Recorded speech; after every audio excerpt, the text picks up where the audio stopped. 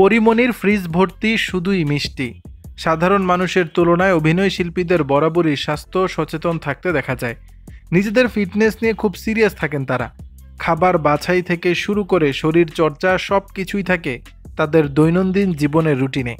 বিশেষ করে অভিনেত্রীরা শরীরের মেদ জমা নিয়ে একটু বেশি মনোযোগী হন।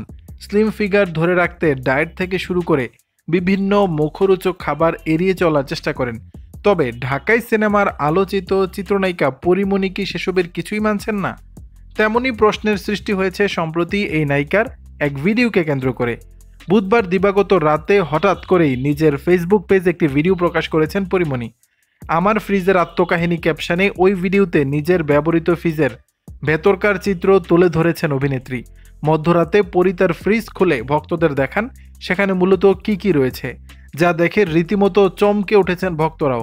পুরো ফ্রিজ ভর্তি বাহারি সকল মিষ্টির আইটেম। ভক্তরাও পরীর এই ভিডিও লুফে নিয়েছেন।